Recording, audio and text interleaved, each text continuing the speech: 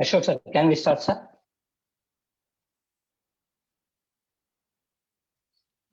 Start. It's okay. Thank you, sir. Vinay Sagar, sir. Yes, sir. Good evening, India, and good morning, UK. I, Vinay Sagar, Assistant Professor in Commerce Department of Commerce, SADC. Hope everyone is safe during this pandemic. Welcome to the 41st International Webinar of Seshadripuram Evening Degree College in association with Cranfield University, UK, a webinar on innovations and in entrepreneurship. At the outset, I am happy to inform you all that our Evening Degree College is celebrating its Golden Jubilee year. On behalf of our college, we congratulate all the stakeholders. Now I request Mrs. Nagasudha Madam, Assistant Professor, to play a small video of our college. Over to you, ma'am.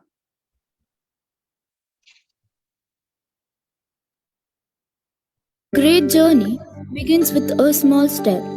Proving this statement true, it all began in 1930 when two women, educational enthusiasts, took up a noble initiative. In the erstwhile posh locality of Seshadripuram, Srimati Anandamma and Srimati Seethamma started a primary school with 20 children. Now, Seshadripuram Educational Trust under its umbrella has 36 institutions.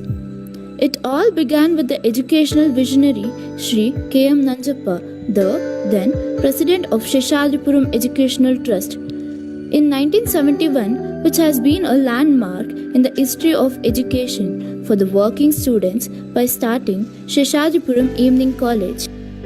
Our college started with the primary objective of imparting formal education to the quality and needy. The college is affiliated to the Bengaluru Central University. Being in the heart of the city, it has an easy reach and connectivity.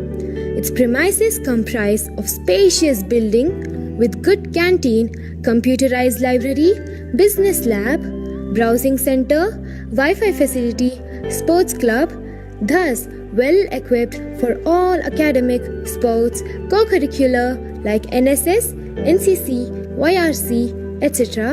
and extracurricular activities throughout the year.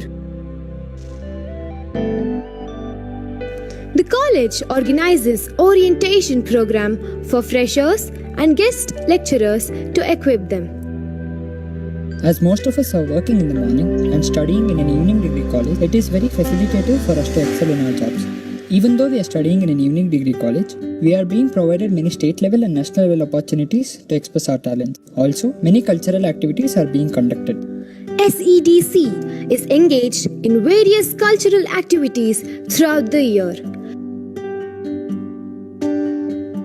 There are numerous committees in the college that perform variedly on their behalf and have a lasting effect on the college, students as well as outsiders.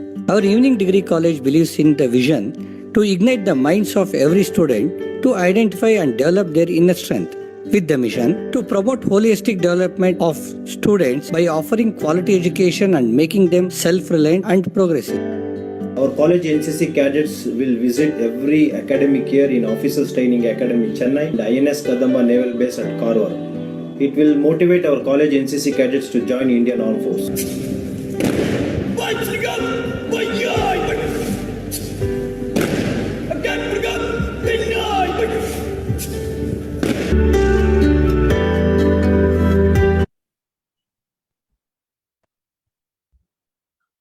Thank you, ma'am. Now I request Nagasudha ma'am, Department of Commerce, to welcome and introduce all the dignitaries of this webinar. Over to you, ma'am. Thank you, sir. Happy evening to India and happy morning to UK. I take this opportunity to welcome you all for this international webinar in association with Cranfield University, UK. At the outset, I would like to thank all the office bearers of these great institutions and welcome all of them. Now, I would like to introduce and welcome today's first theme speaker, Professor M.L. Akkas, Professor of Supply Chain Analytics Logistics, Procurement and Supply Chain Management, Cranfield School of Management.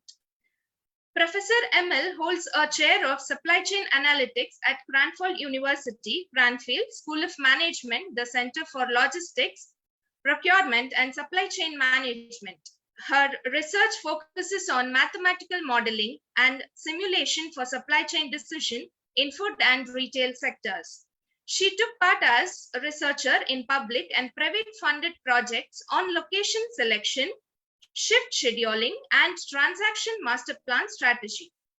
Her referred articles have appeared in a variety of journals, including European Journal of Operational Research, Interfaces, Supply Chain Management, and International Journal, Socio-Economic Planning Sciences and Transportation Research Part A, Policy and Practices. Before joining Cranfield, Emil was the course director of MSc Global Supply Chain Management Program at Brunel University Business School. Emil is currently working on minimizing carbon emission in maritime logistics with focus on the trade-off between services levels and fuel consumption. A parallel line of research is about sequence-dependent flow shop scheduling, where decision about machine processing speed affect both service levels and energy consumption. Ma'am, on behalf of Seshadripuram Education Trust, I welcome you for this webinar. I would like to introduce and welcome the second team speaker, Professor K. Ireshi sir, former chairman and Dean Department of Commerce and Management, Bangalore University, Bengaluru, India. Professor Ireshi sir is one among the 8 notable professors of Central College, Bangalore University in the last 150 years listed in Wikipedia. He has guided numerous PhD and MPhil scholars. He has presented papers in international conferences held at England, USA, France, Poland, Singapore, Hawaii, and Cyprus. He is the key person in introducing many innovative master's courses, namely Master of Finance and Accounting, Master of International Business, Master of Tourism and Administration, Master of Business Studies. He has contributed significantly for restructuring business education in state of Karnataka as chairman of high-powered committee. He is instrumental in starting several European and Asian languages in the Department of Foreign Languages during the last decades as chairman of department, namely Spanish, Finnish, Portuguese, Chinese, Korean, Arabic, Russian, in addition to French, German, Italian, and Japanese. He has held various administrative positions and is a recipient of many prestigious awards and honors. Sir, on behalf of Seshadripuram Education Trust, I welcome you for this webinar. It is my proud privilege to introduce and welcome one more distinguished guest who is presiding in this webinar, Shri W.D. Ashok Sir, Honorary Trustee, Seshadripuram Education Trust, Bengaluru, India. Sir holds a master degree in pharmacy specialized in the field of total parental nutrition. He served at the famous Al-Adan Hospital, Kuwait, over 13 years. He is a trustee of Seshadripuram Education Trust. Sir is a backbone for all the events conducted in Evening Degree College. Sir, on behalf of Seshadripuram Education Trust, I welcome you for this webinar. I also request you to preside over the international webinar, sir. I would also like to welcome our beloved principal, Professor N.S. Satish sir, who is a man of perfection and a guiding force for organizing these 41 international webinars conducted so far. On behalf of our Commerce Department, I welcome you, sir. I welcome all the office bearers and trustees of Seshadripuram Education Trust and all the principals of our sister institution, other heads of institution, conveners, volunteers, and all the participants who have registered across the globe. Now, I welcome Professor Dharappa Konnur, Program Coordinator, and I finally welcome our own teaching and administrative staff to this webinar.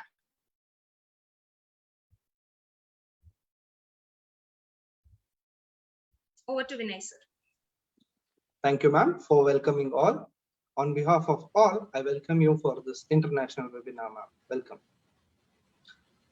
Now, I request Professor M.L. Akhtas, Professor of Supply Chain Analytics Logistics, Procurement and Supply Chain Management, Cranfield School of Management, UK, to enlighten us with her keynote address. Over to you, ma'am.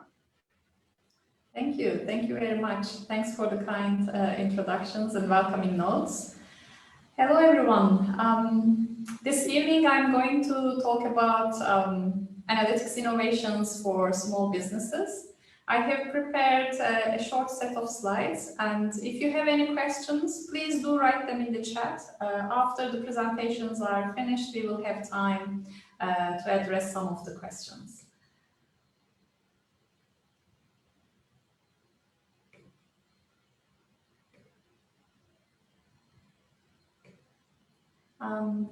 Yes, I'm a professor at Cranfield School of Management, and my specialty is supply chain analytics.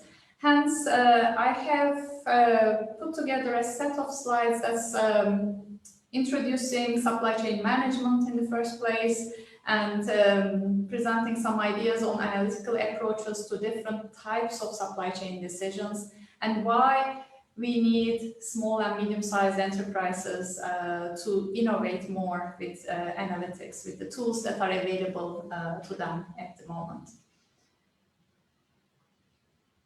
So I'll just do a little bit of introduction on the supply chain analytics and the innovations, and then present opportunities for small and medium-sized enterprises. But before I start that, I'd like to say a few things about Cranfield University. So it's about 8,000 kilometers away from yourselves, and we are an exclusively postgraduate university, which means we don't have any undergraduate degrees. All of our students are either at master's level or PhD level. And we do quite a bit of executive training as well. We work with many companies across the world. These are a subset of companies that we have worked over the years. And we deliver more than 80 programs outside Cranfield across the world every year. And most of our programs are quite multinational. 80% of the participants are coming from countries outside the UK. And I would like to say a few things about where I am working. Within the Cranfield School of Management, we have the Center for Logistics, Procurement and Supply Chain Management. And our center is the largest faculty on supply chain management. It is 15 of us, and sometimes you may find business schools with 15 faculty, but for our case, it's 15 people focusing on logistics and supply chain management. And we address supply chain, procurement, decision support systems, circular economy. I've highlighted what I generally look after. These are food and retail supply chains and modeling approaches to improve operations in them. Now, as you see the slide, you can't click on the link. Therefore, I'm just pasting it on the chat if you needed to have a look at it later on. Now, I want to start with some metaphors and analogies. You might have heard this term supply chain, especially over the pandemic, that we have major shortages across many different consumer goods, as well as medication and vaccines.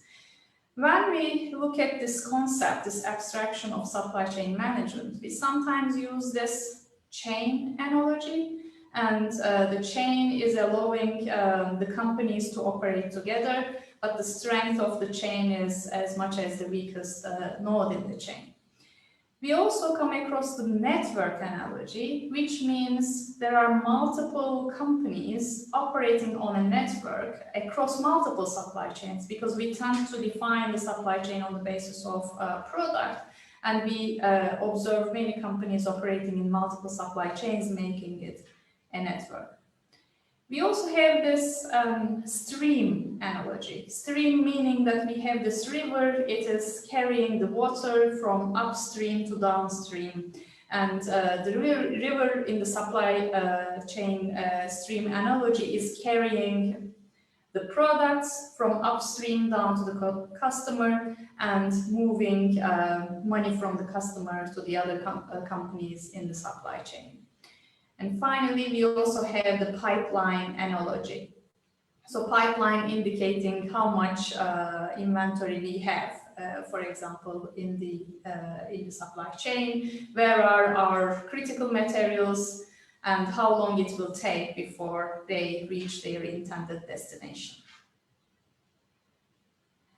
Then if we look at the definitions, we have this first definition around both the stream analogy and the emphasis on relationships. So in supply chain, we manage upstream and downstream relationships with suppliers and customers. So these are all the different entities we interact with to create value in the marketplace at lowest cost to the supply chain. I will say a few more things about that value shortly.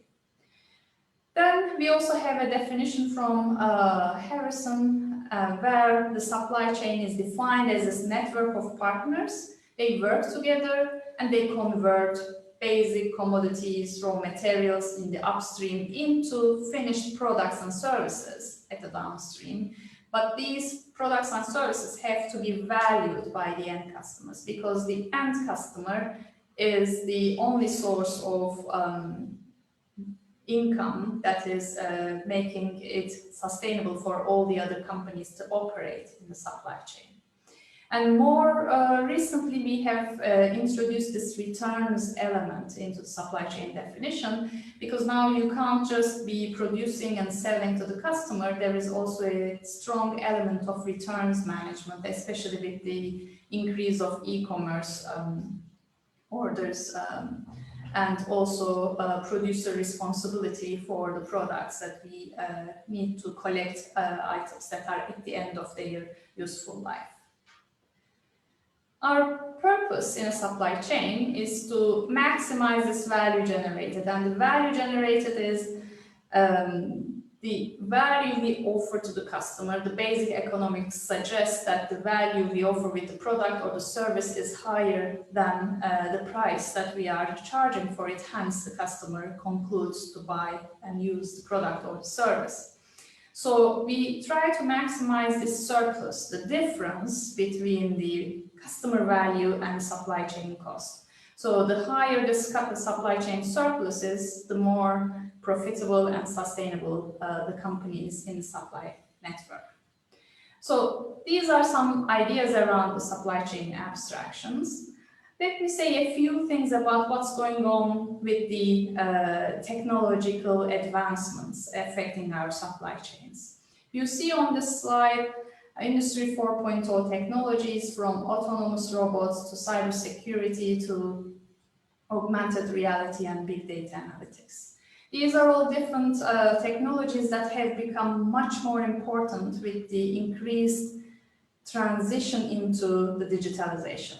And the COVID pandemic has also accelerated this transition, because now we have to do most of the things that we are doing online at home using computer. We need the digital versions of the forms that we may be used to filling in on paper in the past.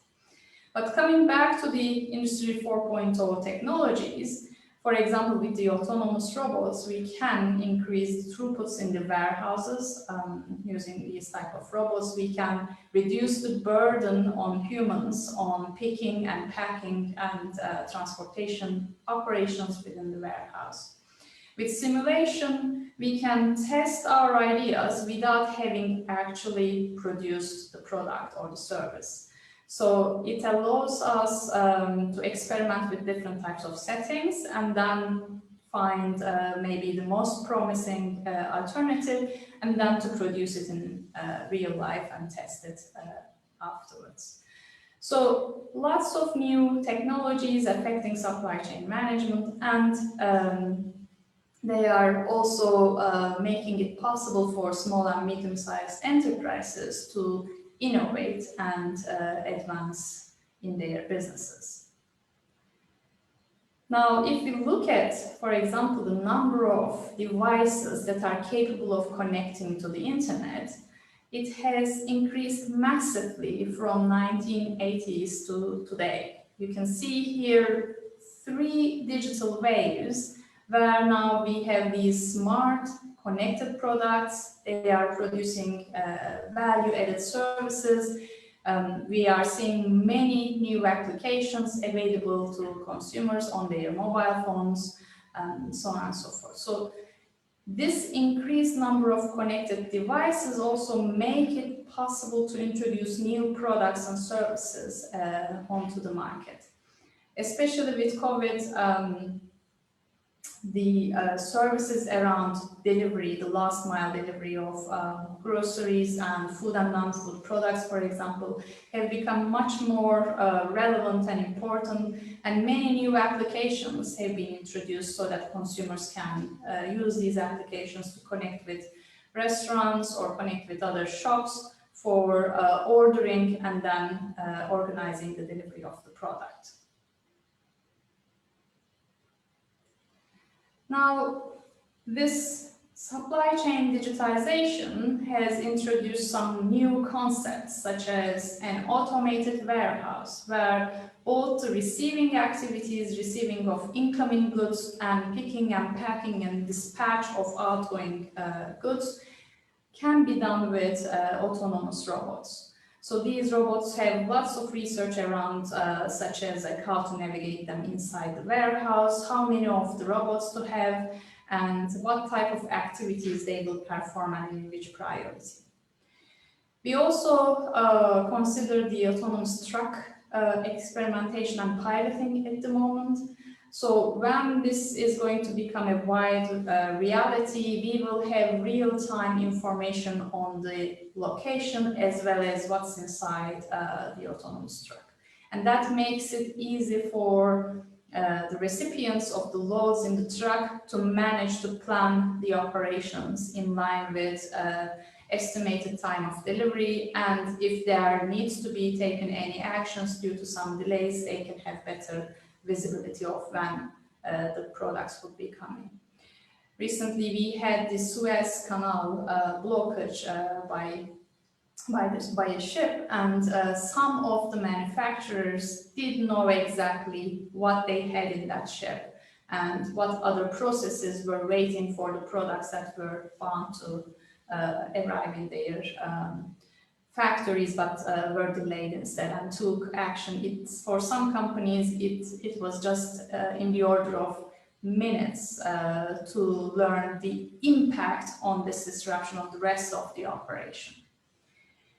We also have this concept of smart factory, which is around introducing these Internet of Things, these sensors, smart equipment and machinery inside the factory so that we have better visibility of the health of the machines as well. We can plan preventive maintenance, for example.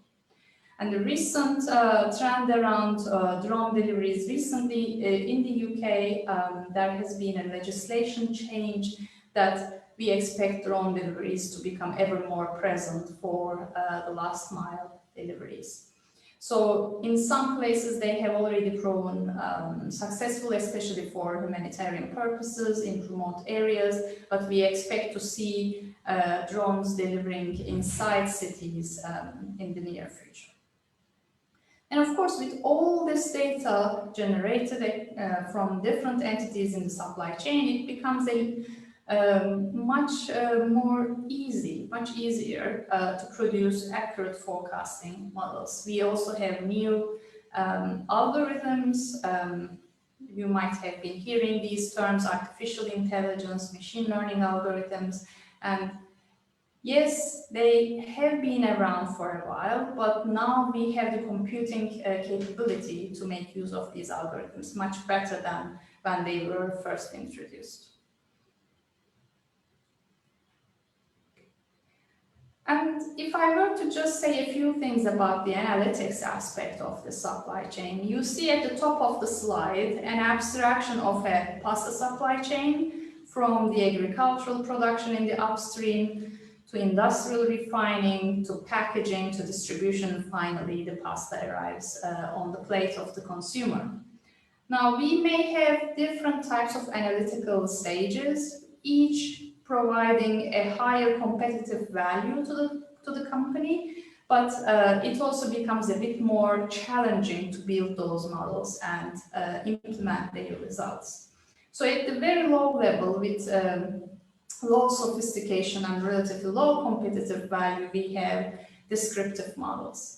They are also called diagnostic models, descriptive diagnostic analytics. So these models focus on what happened in the past and whether there are any differences between entities, for example. We might be working in a company that has many wheat fields, and they may be interested in the question, what was the yield of each field?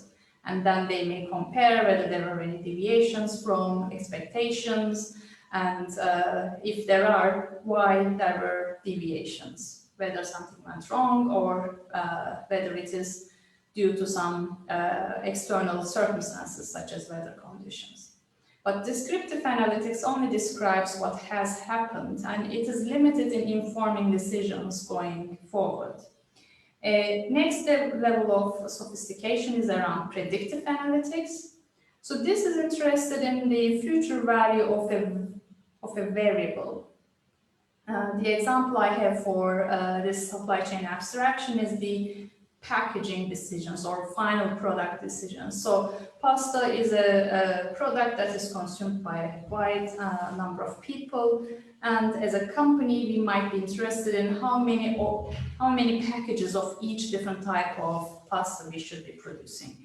So the question then predictive analytics answers is, what's the likely demand for each product we present to the market, so that we can plan our production operation. The next level of sophistication is prescriptive analytics, and here the models tell the decision maker what they need to do to achieve an objective. An objective could be maximizing profits, for example, or an objective could be minimizing transportation costs or minimizing carbon emissions. So prescriptive models would tell the decision maker, this is what you need to do to achieve your objective. So if your objective is to minimize the transportation cost, then the prescriptive model says you should visit these customers in this order for the minimum transportation cost.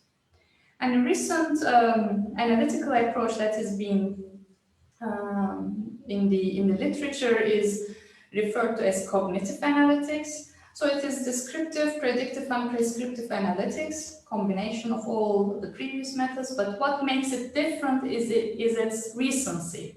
So the data that it uses is almost real-time or real-time data. So we have a very good grasp of what's happening now, not what has happened last week or last month. And if I were to say a few things about innovation, is that it's defined as taking the ideas that are new to you and creating economic, social, and environmental value.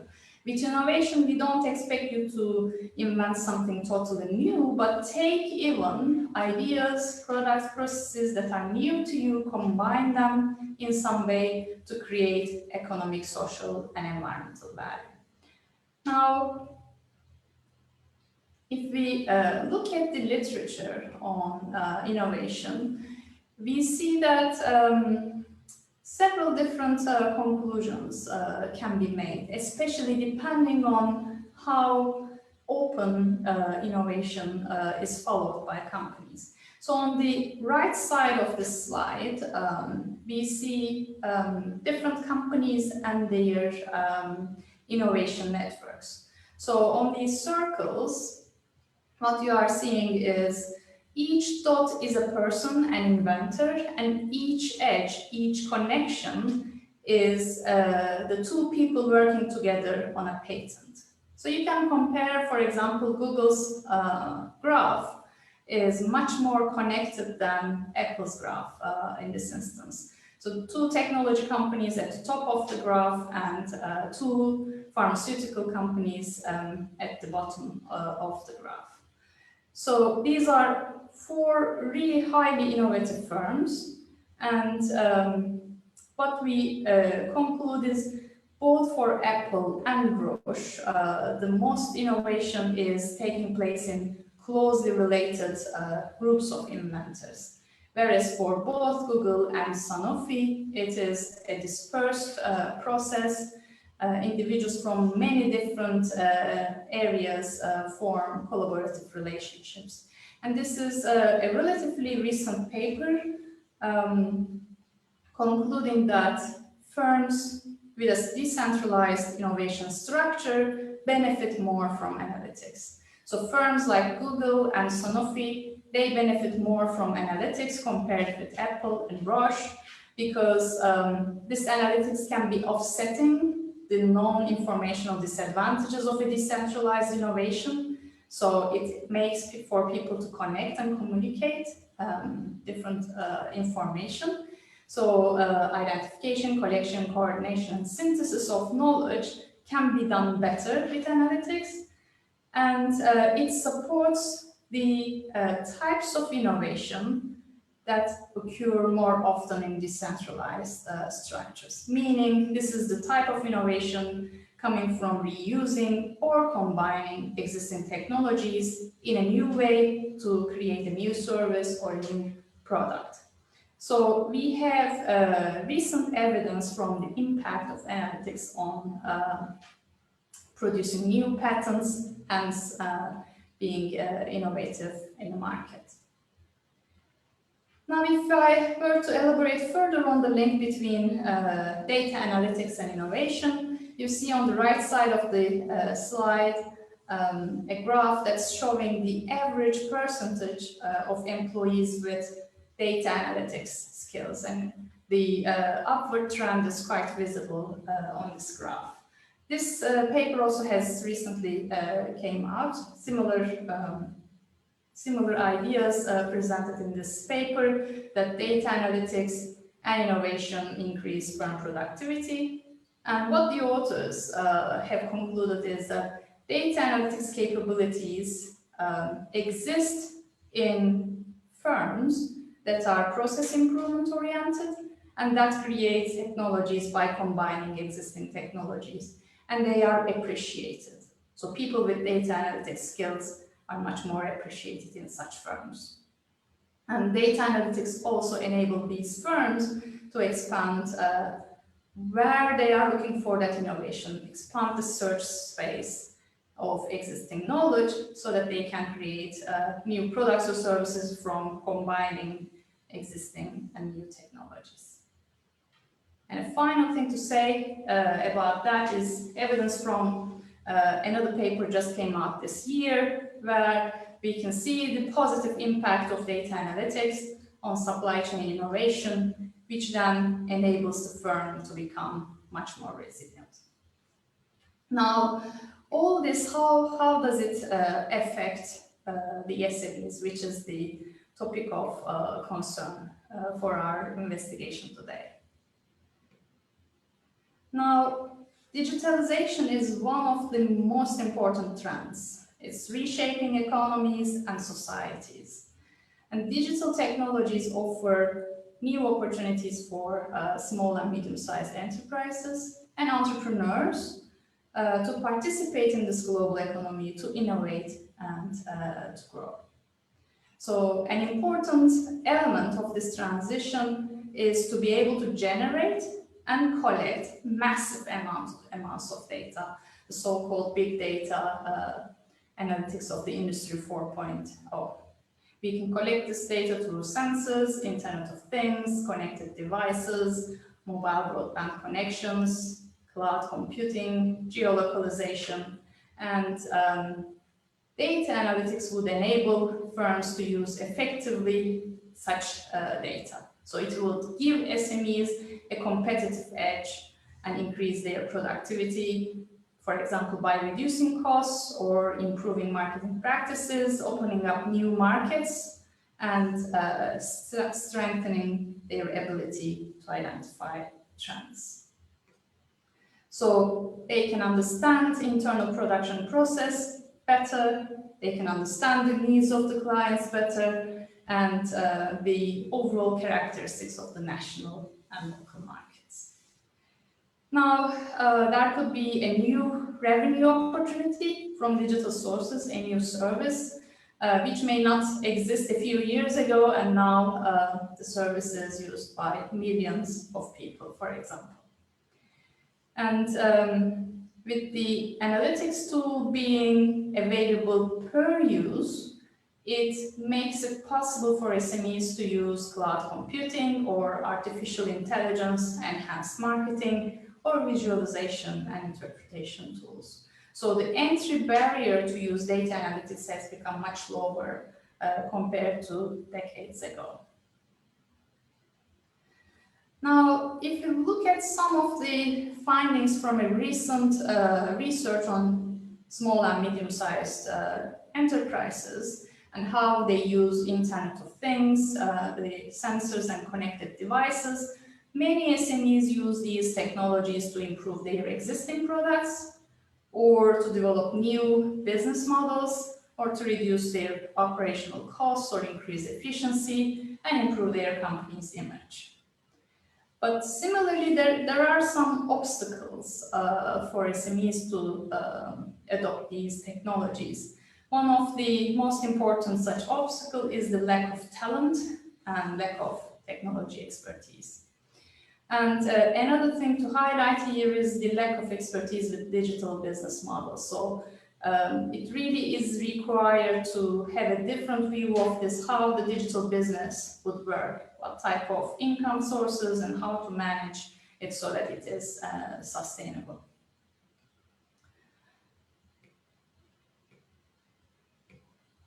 Now, if you look at some of the models available for SMEs, they can, for example, use a third-party service provider to purchase services or products from this company, or they can enter into corporate ventures, and they can own a venture arm that invests in numerous startups, and then new products and services can be produced.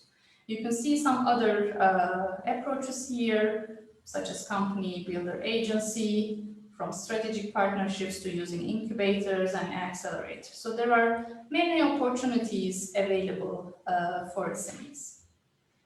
And governments are increasingly acknowledging the importance of data analytics for SMEs, and they are taking action to address the key challenges I have shown you in the previous slide. Some of the initiatives from the government include training, skills development programs for entrepreneurs and SMEs employees, and some regulatory reforms that contribute or improve data management practices by small and medium-sized enterprises. Just to conclude my ideas around how analytics can help SMEs to become more innovative.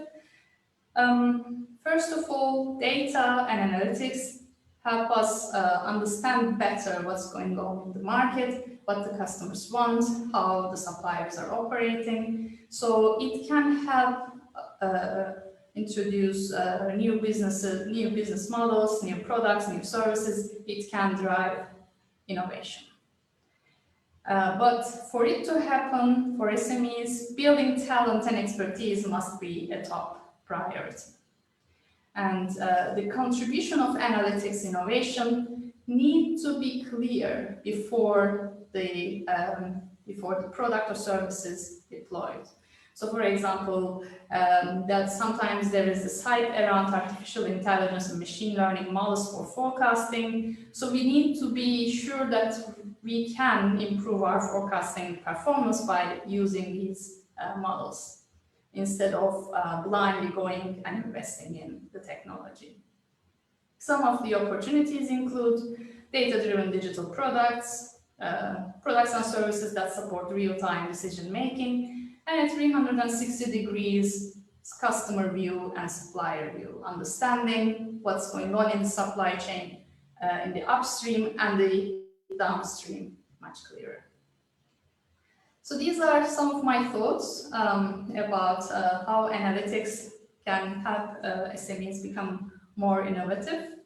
I shall stop sharing my slide now, and thank you so much for your attention. I look forward to answering some of your questions. Thank you very much.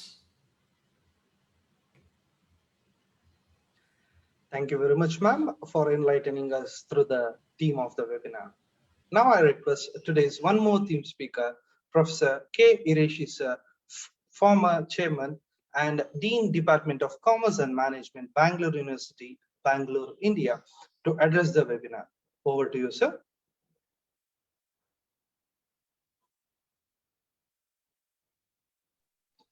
Sir, unmute yourself, sir.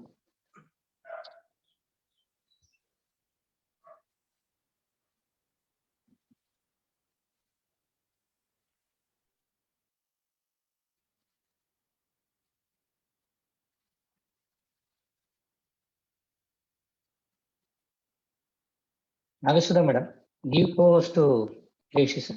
Yes. Am I audible now? Given, sir. Yes, sir. Am Yes. I audible Yes. now? Yes, sir. Audible, We can visible? hear you, sir. Okay, Yes, fine. sir. Both. I'll start. Good evening to all of you. President of the day's function, Shri Ashok.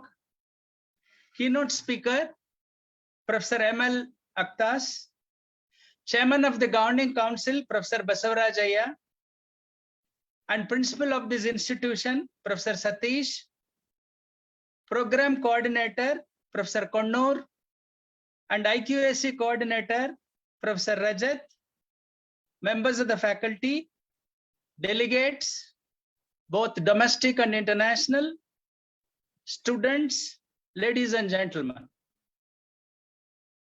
At the outset, I am extremely thankful to this institution for extending me this invitation to share some of my thoughts on a very vibrant, evergreen subject that is on entrepreneurship and innovation.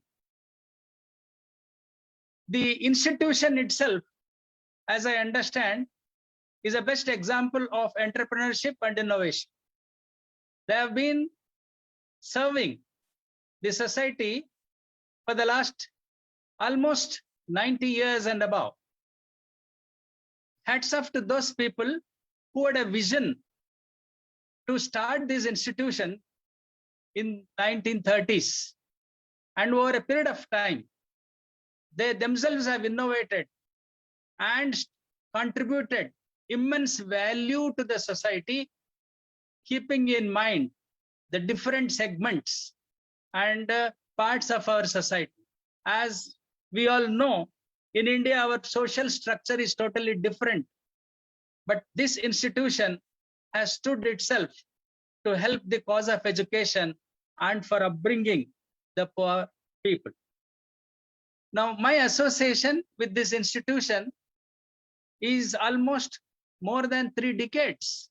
I have been visiting this institution, Seshadripuram group of institutions, in one capacity or other for seminars, conferences, then as a university authority for affiliation visits.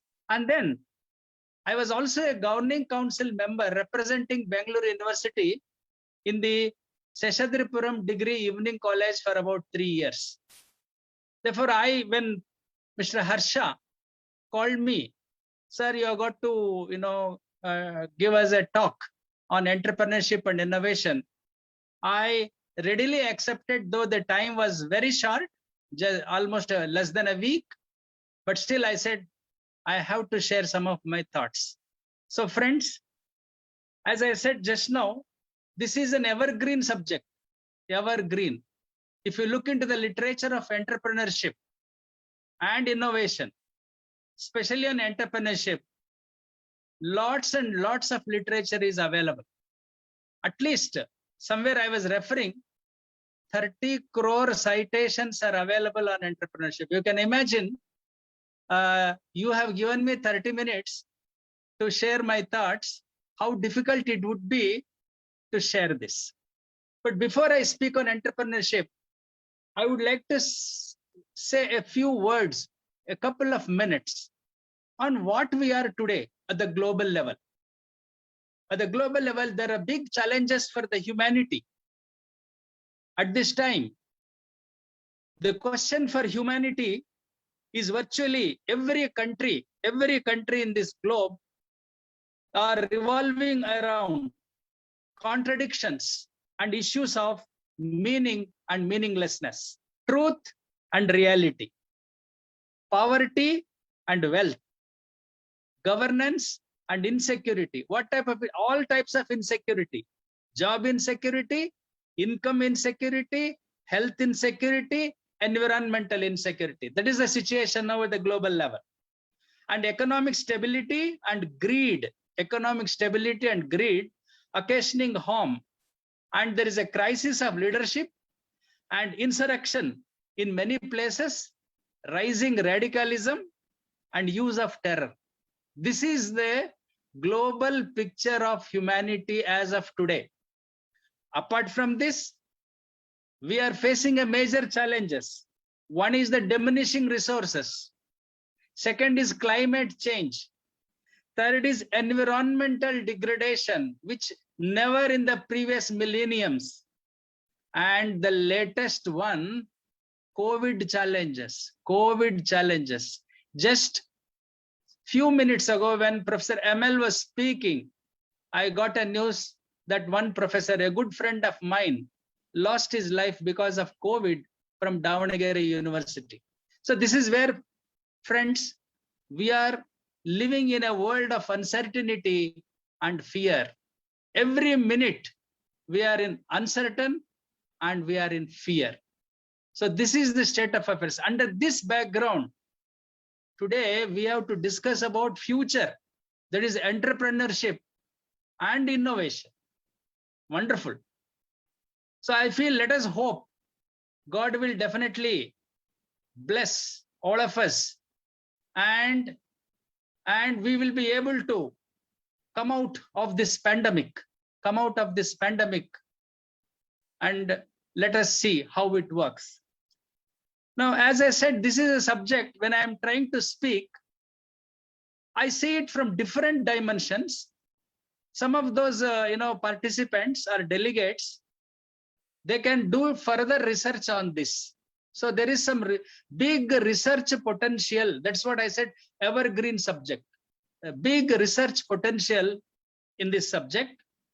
And secondly, for those students who are participating, what is it for them? Tomorrow they have to become entrepreneurs. They have to innovate. So I keep these two dimensions in the thoughts which I am going to present to you at the moment. Friends, as I said, this is a subject which has grown over a period of time. If you look into the literature, entrepreneurial studies have come from different disciplines. There are people from economics who have spoken on entrepreneurship, who have did a lot of research on in the entrepreneurship and innovation. There are scholars from psychology, scholars from sociology, engineering, decision sciences, management. Therefore, this is a subject which has a multidisciplinary approach, and people from different disciplines have looked at this entrepreneurship from different dimensions. However, Joseph Schumpeter is considered to be the pioneer of this entrepreneurial studies, where he says the role of entrepreneur is described as a hero of, he is considered as a hero of capitalist drama. He is considered as a hero of capitalist drama. He is of the opinion that capitalism moves forward and provides opportunities through innovation. So he talks about 5 disruptions which entrepreneur will be able to contain. 5 forms of innovation. 5 forms of innovation. One is innovation of a new product. This is what Shampeter has said, but this is undergoing a change as we have seen. Just now our keynote speaker has said, we are talking more on services. Okay, but this is the study done about 100 years, around 100 years, about 100 years, where the 5 elements or 5 forms of innovation. Introduction of new product. Secondly, new method of producing an existing product. And the third one, new form of organization. And the fourth one, new source of raw material supply and new market. So an entrepreneur becomes, rather contributes in any one of these forms or all forms to make the existing system disruptive and come out with innovative ideas to stay in the market. So according to him, any change that brings increase in profit can be called innovation. Any change that brings an increase in profit can be called innovation. This is 100 years ago.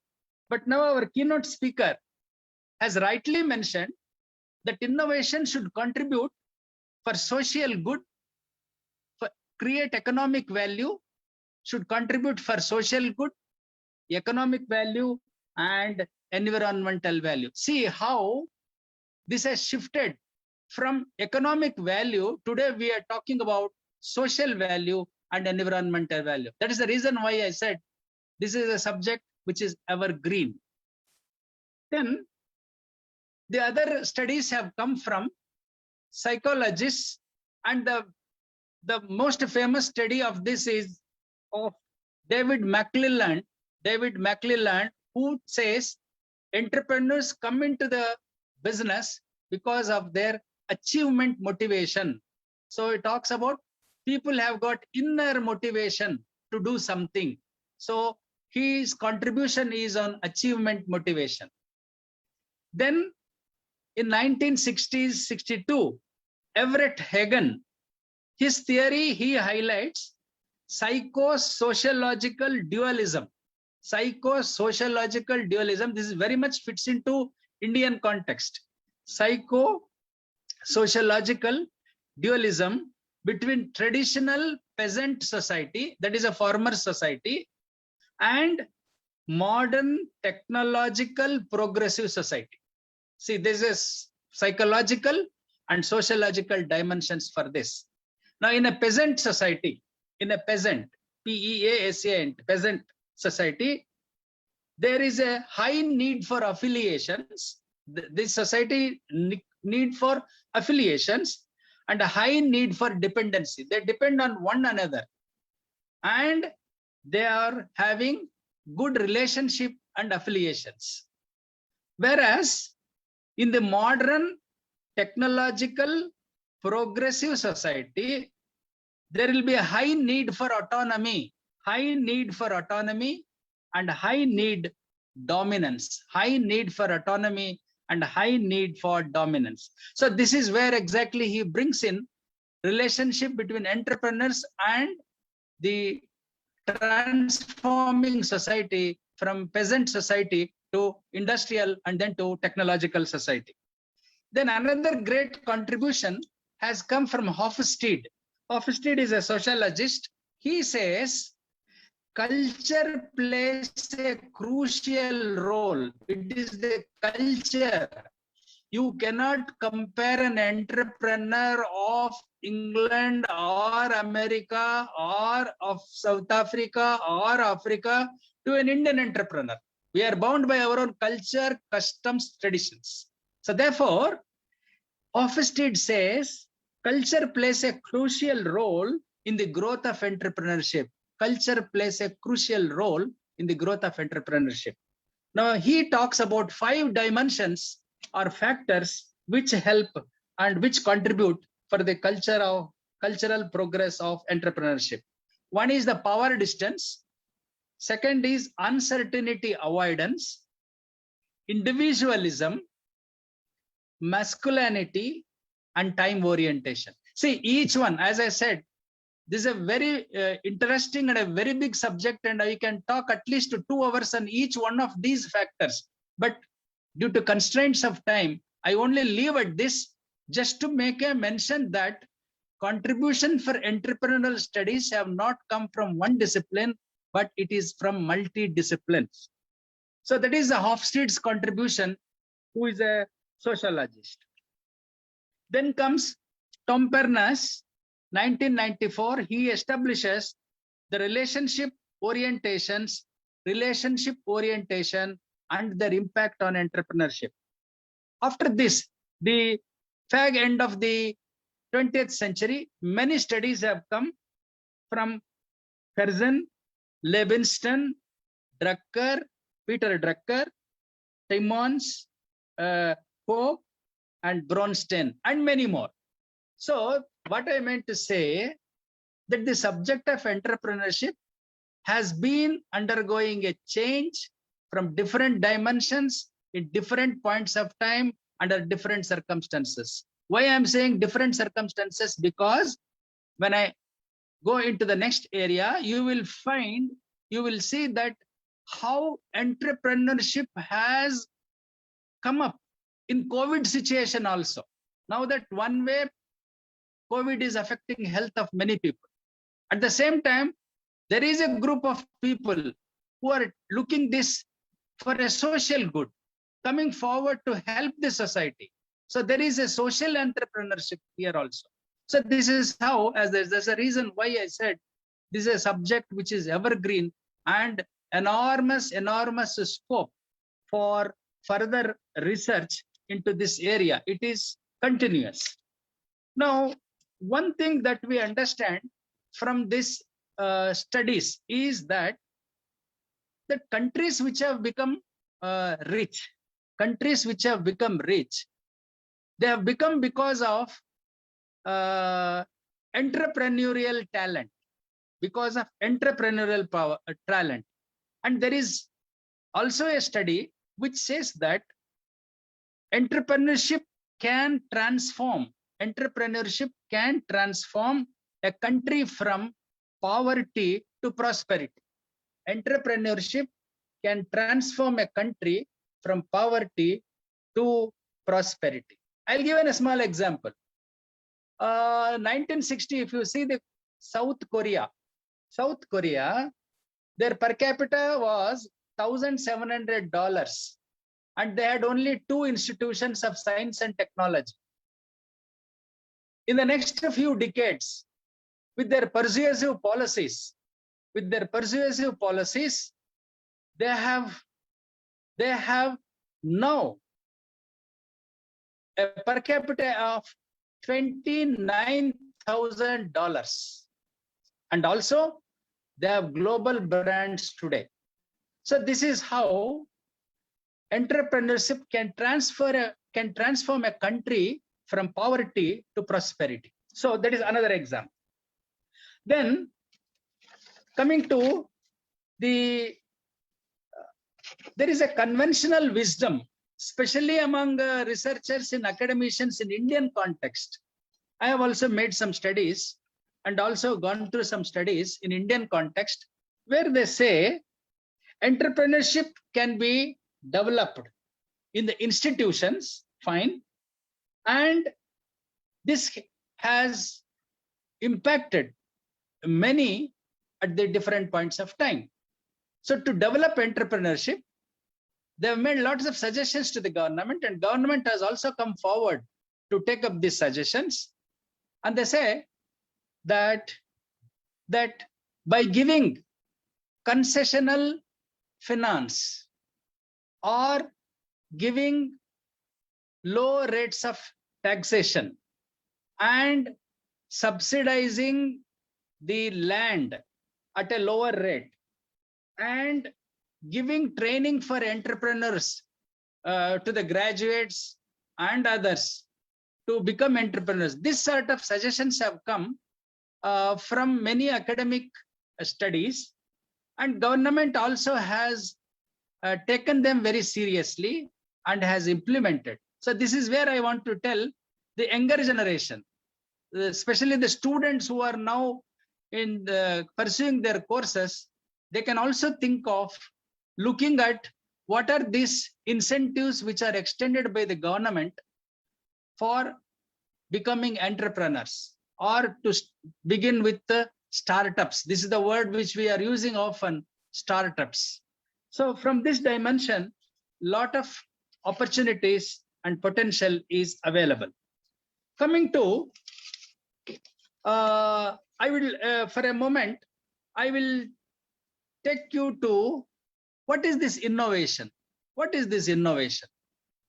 Madam has rightly said that innovation should bring in economic value, social value, and environmental value. However, there are some other studies where you find these entrepreneurs. Entrepreneurs are of a different mindset. They are the people who are ready to take the risk. I will narrate some of them. Number one, they are with an open mind. They are with an open mind, not with a closed mind. They are open. They are with an open mind and a curious mind. They are with an open mind and a curious mind. They want to know why it is happening, how to attack this, how to solve this problem. So they are with an open mind and a curious mind. And they are not perfectionists. They are imperfectionists, but they have a high degree of tolerance for ambiguity.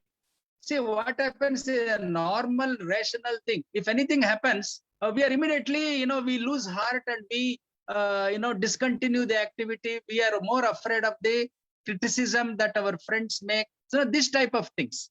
But these entrepreneurs are imperfectionists, no doubt, but they have a high degree of tolerance for ambiguity.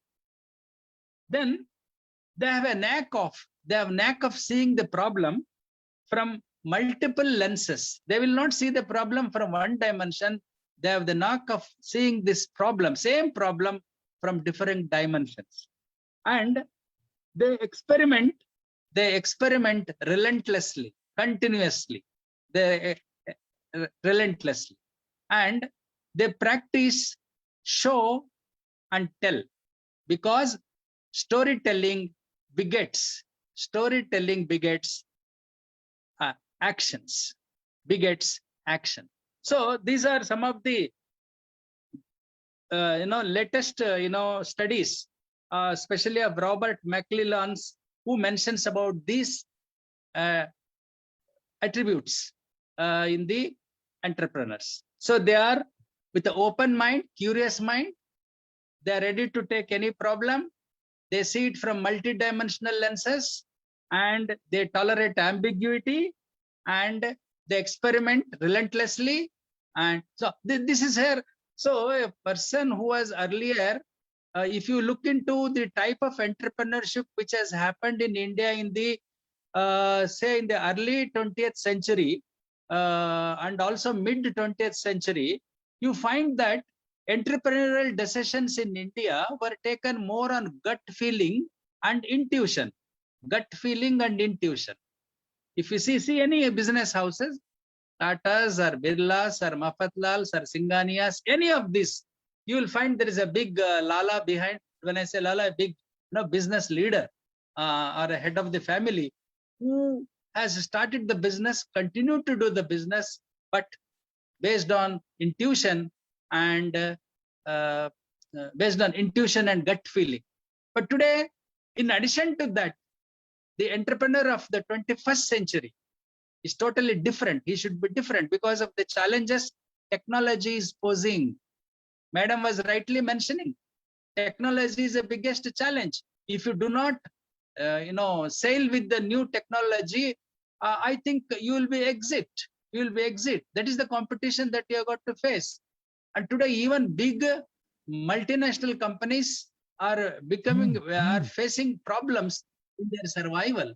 So this is the type of challenges which we are facing, which entrepreneurs will face, and in future also.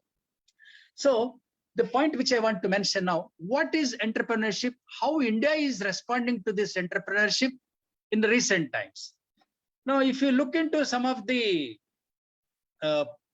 achievements, I'll call it as an achievement or a progress made by our country on this entrepreneurship and innovation. I'm very happy to share that India is ranking 48th position in what is called Global Innovative Index. Global Innovative Index. It is now on a 48th position. In 2015, the information which I have got here, I would like to share. In 2015, our rank was 81 rank. But by 2020, our rank has come to 48. That means we have jumped almost 33 ranks in the last 5 years. So this is where some entrepreneurship and innovation is happening.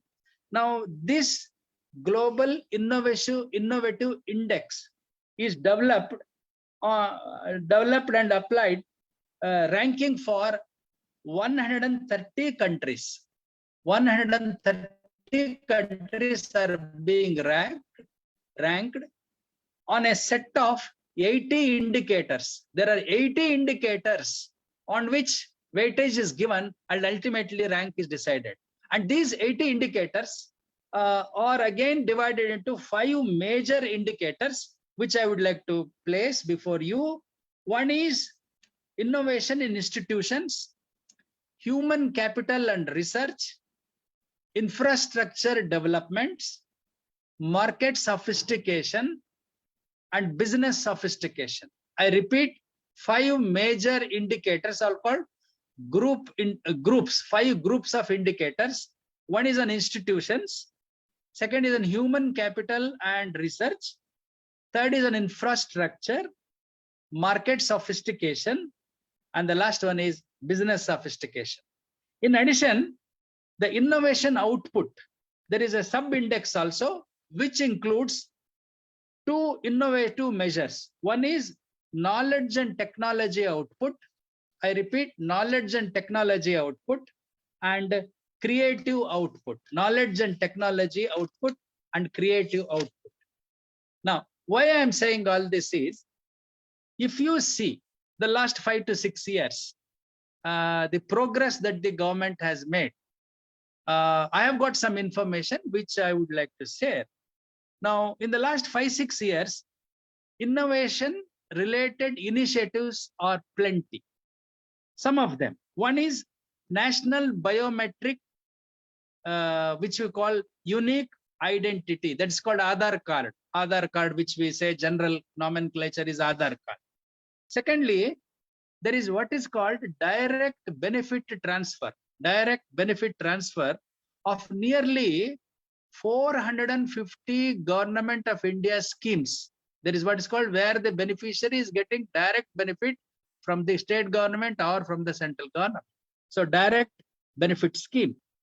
And they have opened 5,800 Atal Bihari, this is our Vajpayee, Atal Tinkering Labs,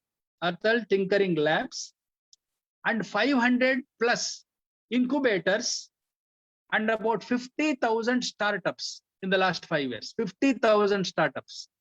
Now, this is possible. Why I'm saying is India today is having an advantage of demography. It is one of the youngest countries in the world. The statistics speak that nearly 50% of our population are in the age group of 18 and 35. So this is the demographic dividend which we have at this moment.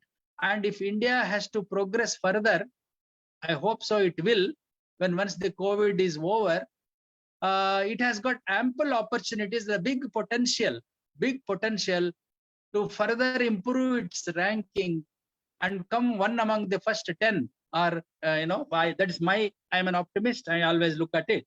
Now the second important contribution for this is there is what is called STEM.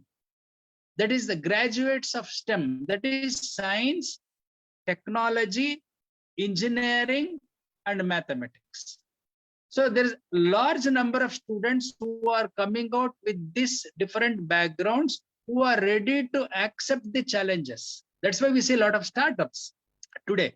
And you all know, Bangalore is the one of the important, and we are the number one in the country as far as startups are concerned. So that is where exactly who are these people who are starting? Mostly these people are coming from the STEM. But if you look into the previous history of business in India, you will find that most of these entrepreneurs have come from business families.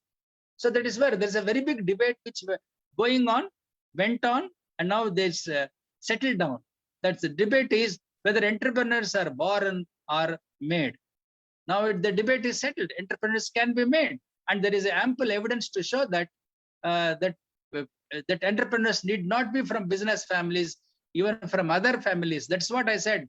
That those who have got the capacity to see an open mind and a curious mind. So this is how I have seen this aspect.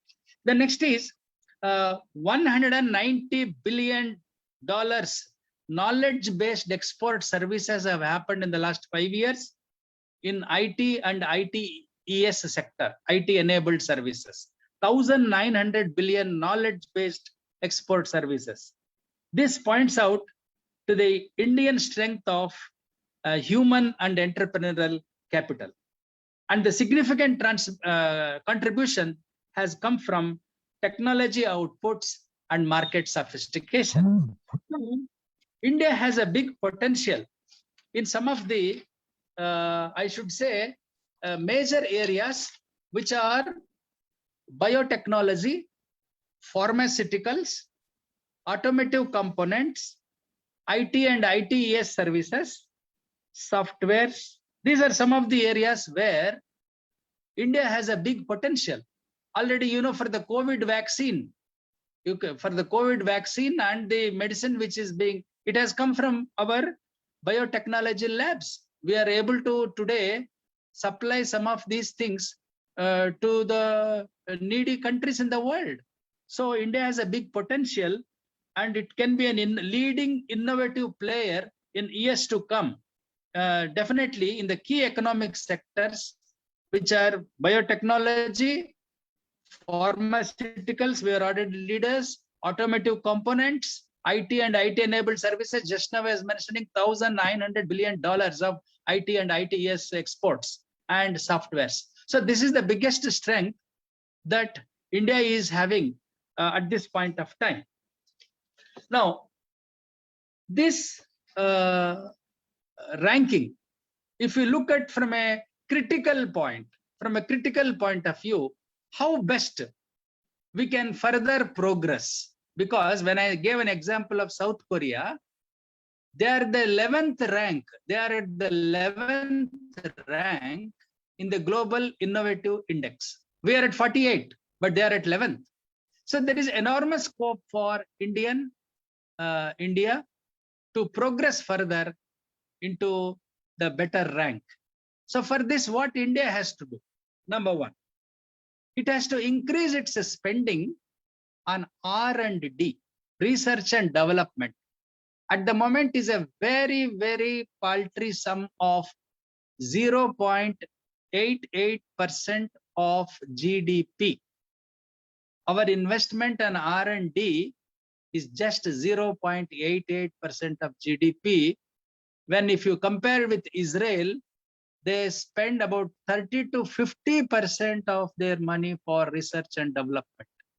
So if at all we have to progress further, we have to invest more on R&D. Secondly, access to reliable, high-speed ICT to the remote parts of India. ICT, when I say information communication technology. So our infrastructure has to be improved. Now, being sitting here in Bangalore at this point of time, we had initial hiccups in our own infrastructure for this webinar. That the speech was not clear, all these things. So the point is that we have to provide greater access, greater and reliable access, and speed up the ICT. Third one, the latest one, the new education policy which has been released by the government of India in the last December 2020 has given a wonderful suggestion to bring in all institutions which are engaged in research and also in education to come together and to help the startups. And for this, the innovation should come from public science and technology systems, higher educational institutions, startups, and large corporations. So all these things have to come together to improve our innovation capabilities so that we can perform better. Now, another interesting dimension which needs to be done is protecting intellectual property rights. You know, when once, especially we are moving into a knowledge economy, a knowledge industry, in a knowledge industry, it is your intellectual property which is to be protected.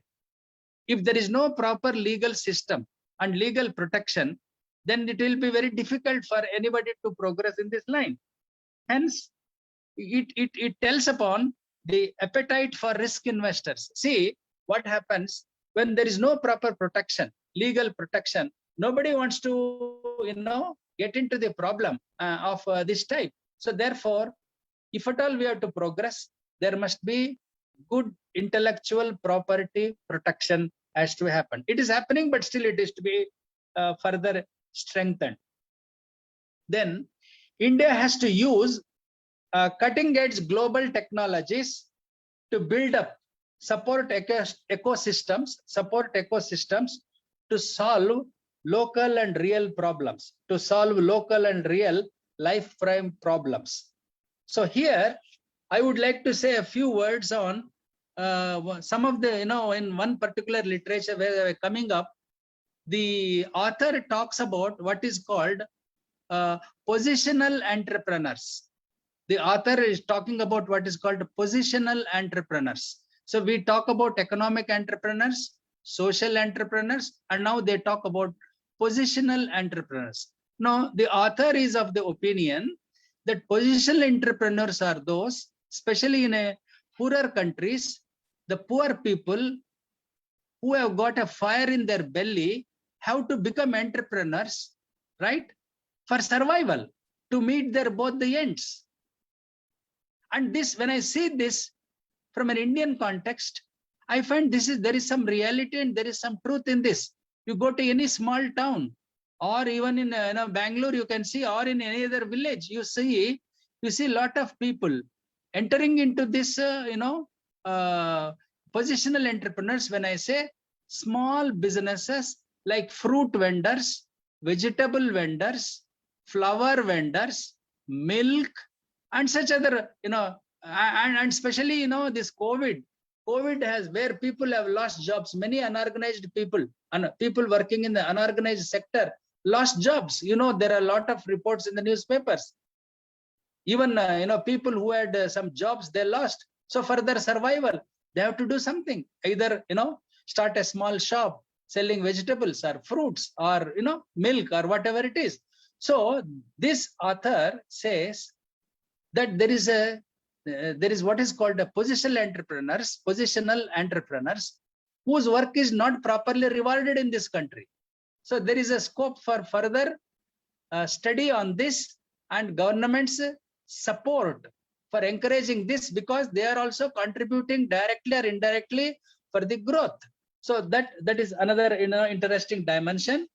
And next is invest extensively in physical infrastructure. So that is a very important dimension that has to happen.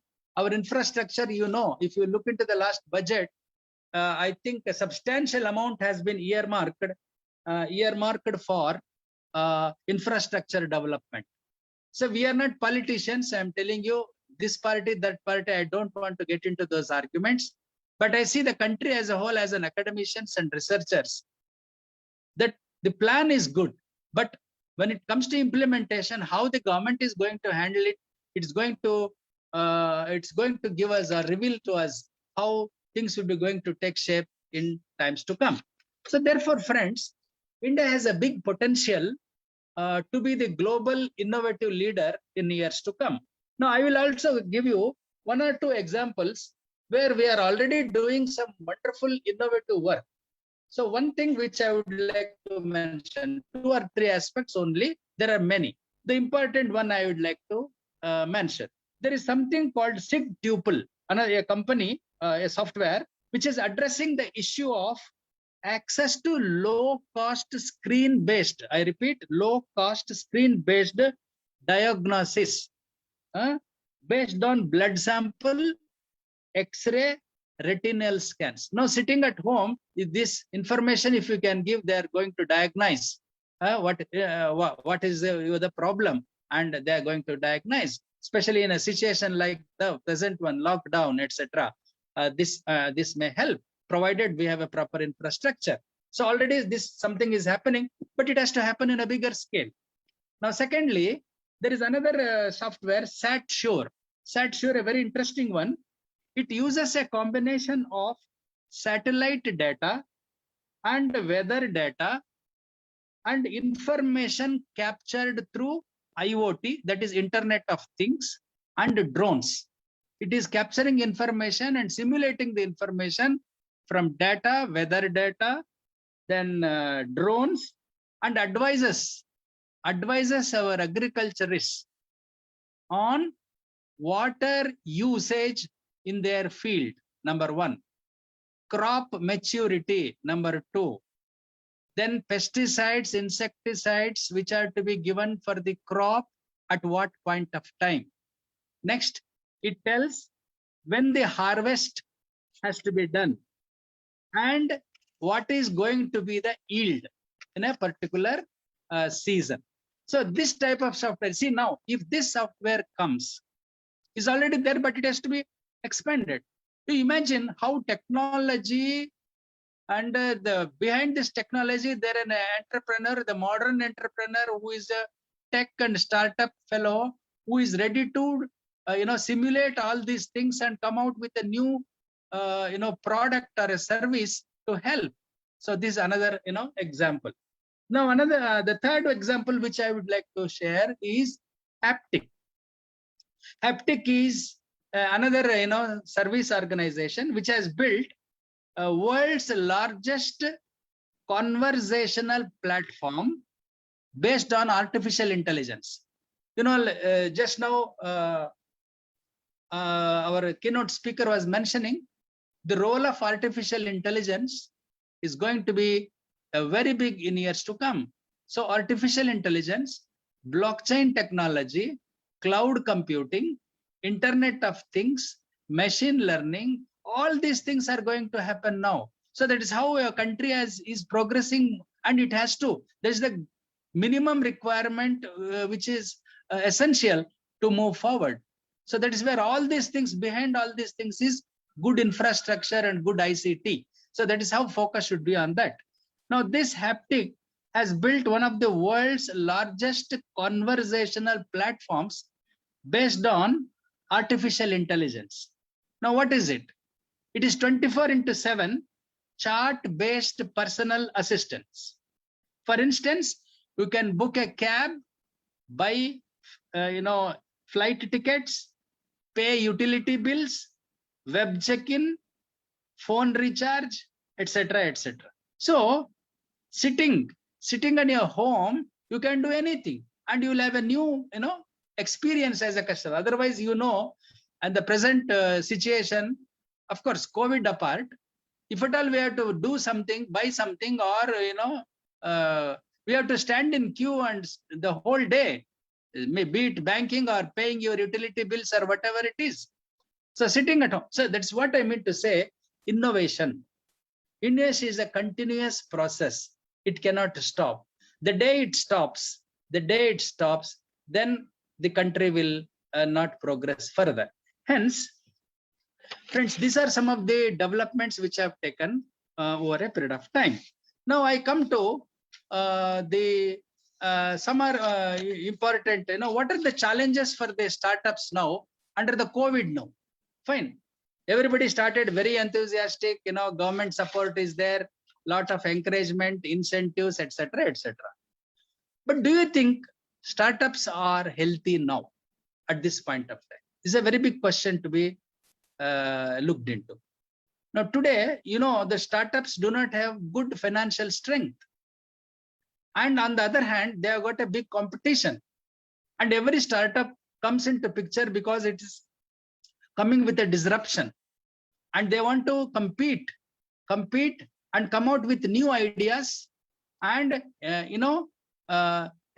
provide new services to the customers and capture the market. You can see the payment system which we are making.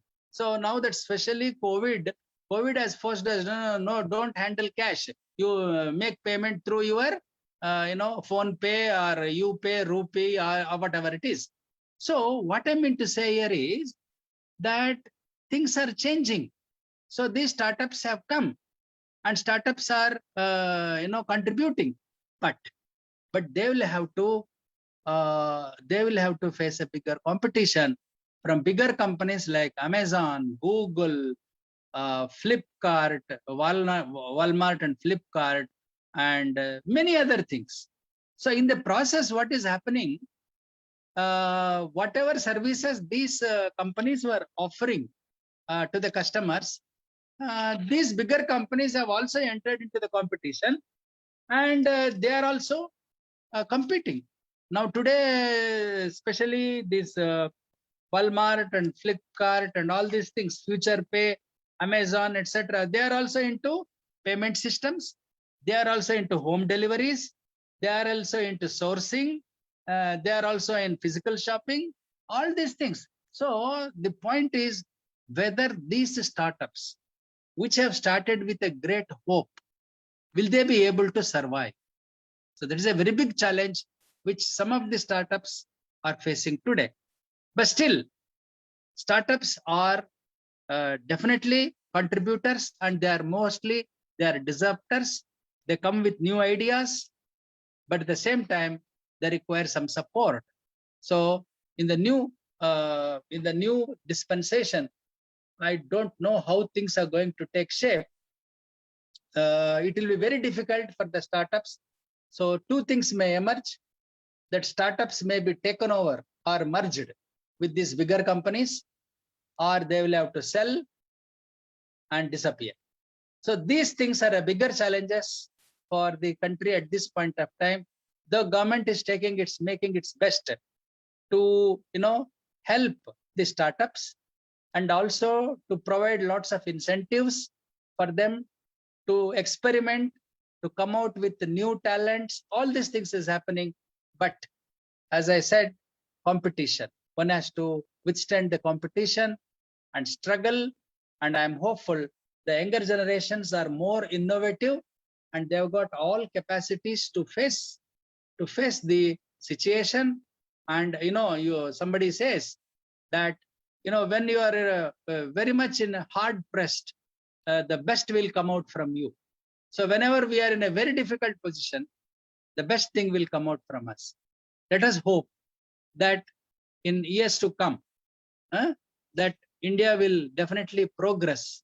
If it does not progress, I conclude by saying the word is that innovate or perish.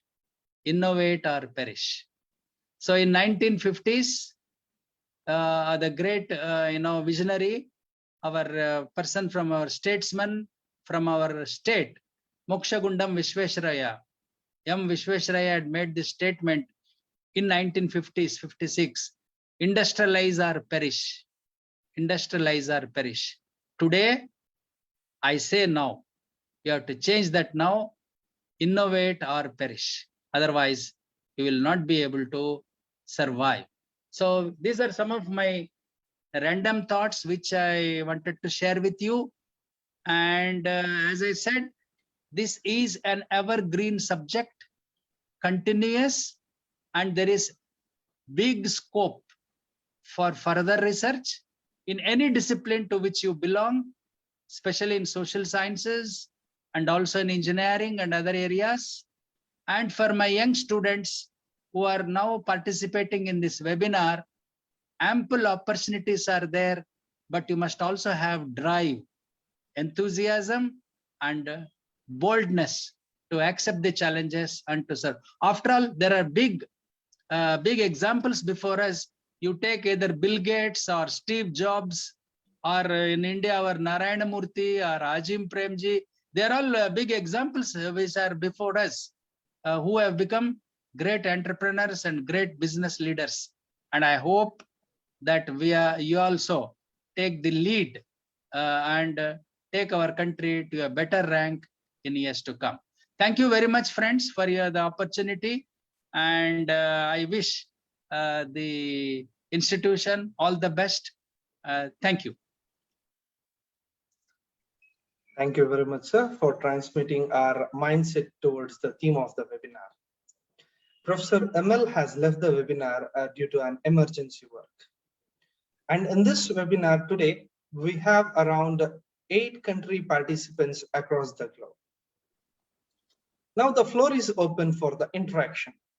As we are running out of time, we take up only few questions to moderate and to answer these questions from the chat box. I request Nagasudha Madam, Assistant Professor, to moderate this interaction session. Over to you, ma'am.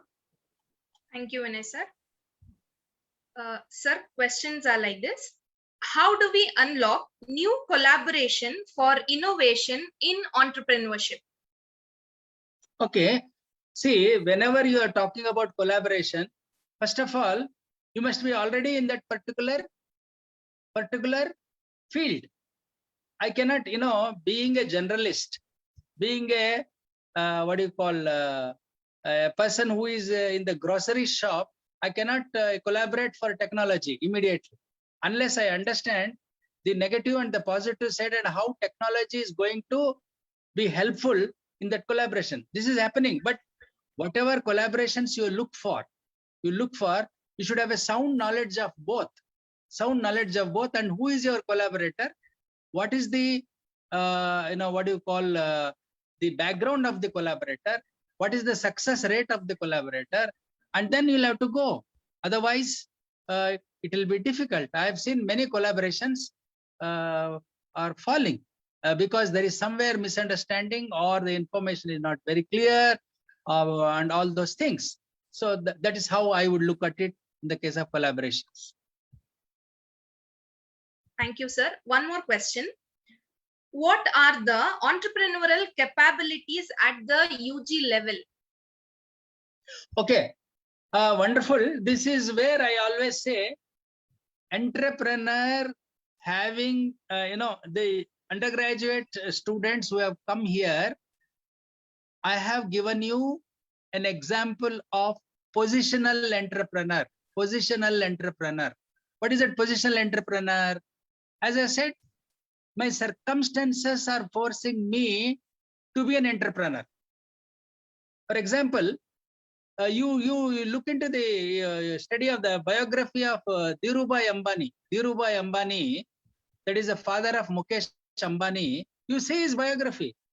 He was an illiterate, but he had a fire in the belly. He wanted to achieve something. He wanted to do something. So therefore, that made him to become a great industrialist. Similarly, the undergraduate, see, I don't see graduate, undergraduate, SSLC and all those things. But do you have that seriousness, that sincerity to face the challenge? Because initially, definitely we are going to have certain challenges. Sometimes we may be upset. Sometimes we may run away.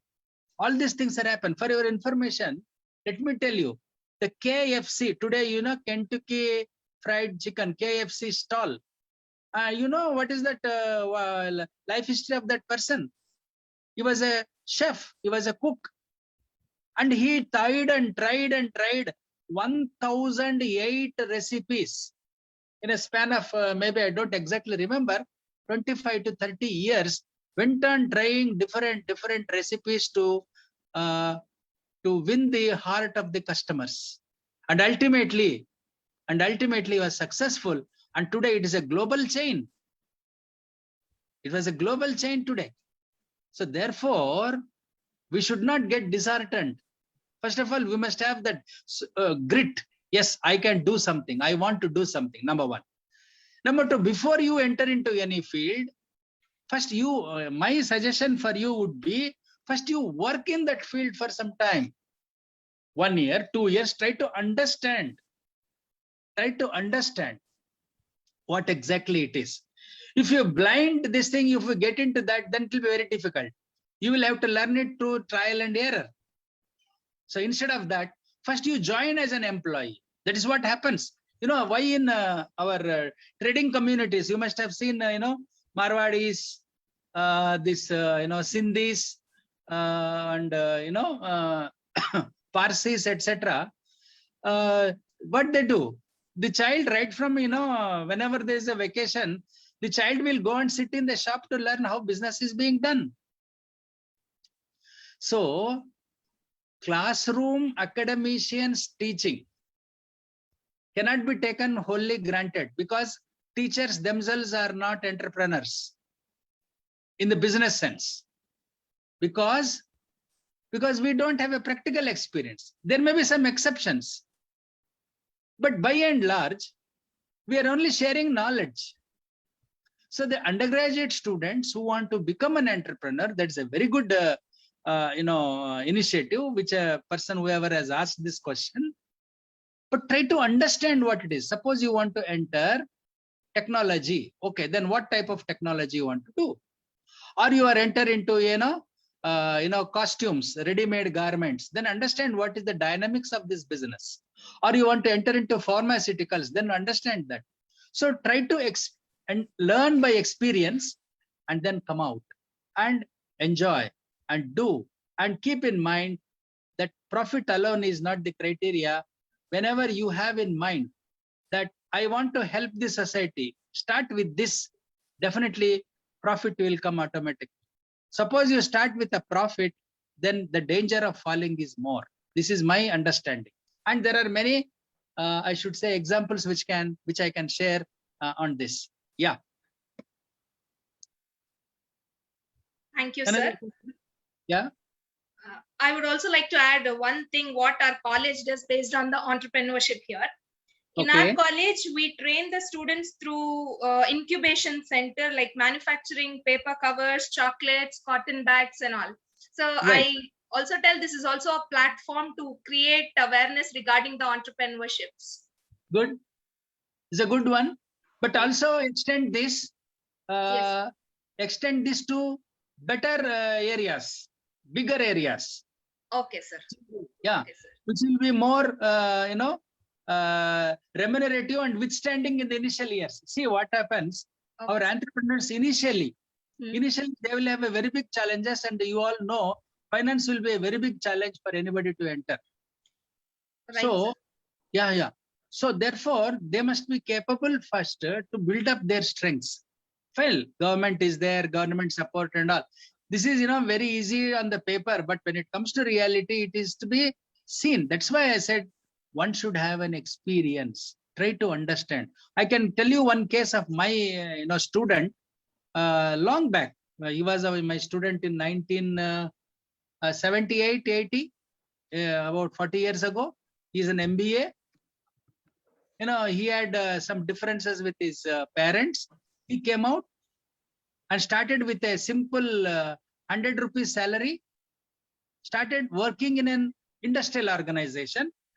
From there, because he was an MBA, the CEO of that company found that this fellow is a talented and he has a wonderful negotiation skills, and they made use of his knowledge and skill in negotiating with the government. So he was sent to the Vidhan Sauda and Industries and Commerce Department, the Environmental Department, for getting clearances for their company and new factory, etc., etc. So this boy, learned all these things. After 2 years, he quit that job and started his own industry. So he has diversified into many, starting from paints to cement to granite polish business to manufacturing of fans, and today is a multi, crorepati type. So what I mean to say here is, enter first, learn, and then start doing it. So that will be better. And that's the reason why I always say, but our students are, taking it very lightly. Whenever we say internship, go to the industry and work for 4 months or 4 weeks or 6 weeks. The purpose of this is to expose the student to the realities of industrial life. But unfortunately, everybody is taking, everybody is taking as a report to be submitted to the university for getting some pass marks. That is not the purpose. At least my teachers should, force them, must convince them, must educate them. This is for learning. That is the opportunity which the university is providing for the student. Otherwise, I always say that if you go, sir, I want to see your factory, nobody will allow you. Nobody will allow. Why should they allow you? Suppose you say, sir, I am student of such and such college. I want to do some project work here. Please give me permission. Yes, you get an entry. And there you see what is happening there. Production, supplies, problems, marketing, packing, whatnot. So all these things will help you to develop your skills, your internal capacity to take up the ventures. Yeah. Yes. Thank you for answering this question, sir. Over to Vinay, sir. Right. Thank you very much, Professor Emil ma'am and Professor Ireshi sir, for answering the questions of the participants. A small announcement before presidential remarks. We send the feedback form link now in the chat box, as well as to your registered email, which will be active for next 48 hours. Kindly fill the same and send for e-certificates. The e-certificate will reach you by 7 to 10 days. Very shortly, we will meet you in one more international webinar of our Evening Degree College, that is on 4th May 2021, coming Tuesday. The topic is Digital Humanities Session 9, in association with the University of Utah, US, and National University of Distance Education, Madrid, Spain. May I now request Shri W.D. Ashok sir, Trustee, Seshadripuram Educational Trust, to render presidential remarks. Over to you, sir. Thank you. From Seshadripuram Evening Degree College, this international webinar from the IQAC and Department of Commerce in association with Cranfield University, UK. It has come out wonderfully. The topic selected, innovation in entrepreneurship. The theme speakers, Professor M.L. Akhtar from the Cranfield School of Management, and theme speaker, our Professor K. Ireshi sir, former Chairman and Dean, Department of Commerce and Management, Bangalore University. He has given wonderful, complete topic satisfaction. That is, innovation is important in entrepreneurship in the highly competitive world that we live in. Innovation ideas are what we separate you from the nest. That is to say that you have to be something different from the usual. You cannot do the same thing which has been already done. You have to do an innovative product to be a more competitive in today's market. Madam has said beautifully about the supply chain, how to manage the upstreams and downstreams, the relationship between suppliers and customers to create value, maximize the value generated, new visions using technology, number of internet capable devices which can be used for today's advantages, e-marketing, automated warehousing, the link between the data analytics and innovations, cloud computing, artificial intelligence, all this, how it can be incorporated in this supply chain. And our Professor Ireshi sir has compiled in a more beautiful way the multidisciplinary aspects on innovations and entrepreneurship, and he has given wonderfully how changes in economic values and social values can be accommodated in today's circumstances, and how the COVID has struck the Indian environment, and how the shift from the agricultural culture to the market culture and to the technology culture has to be done. So Professor sir has explained in a wonderful way, and he has said that skill development programs by the government for students of different areas, whether it can be PUC or degree or undergraduate levels or even the PG level, whatever the skill development programs by the government is being given freely to the students are to be much taken up by the students in a much more enthusiastic way. I have to say that the skill development programs by the government has been given in different topics of computer accounting, tally, gaming in Flash, glass cutting and polishing, and other areas of many, I have to say for the engineering aspects also, they have given many of the AC technology, that is air conditioning, refrigeration, and many other aspects have been given. I just want to say that to improve the overall scope and space of the underdeveloped sector, this type of skill development is necessary for today's students, I have to say. And I thank Irishi sir and Madam ML who have come out with this wonderful webinar, international webinar, which has been done from the Seshadripuram Evening Degree College.